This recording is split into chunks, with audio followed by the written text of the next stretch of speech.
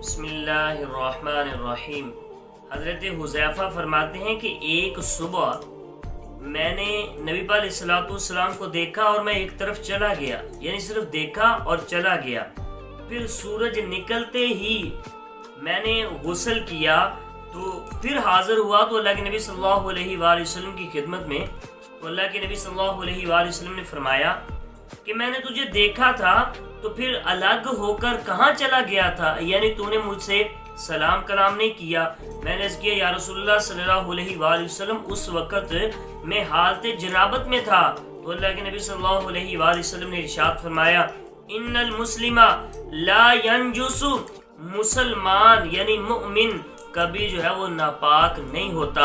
इसका मतलब ये है कि अगरचे मुसलमान हालत जनाबत में हो, वो कलाम करने से हाथ मिलाने से उसे जो है वो कुछ नहीं होता, वो हाथ और कलाम कर सकता है। तो मैं तहारत हकीकी तो मुसलमान के दिल के अंदर हमेशा मौजूद रहती है, अगरचे जुम्बी हो।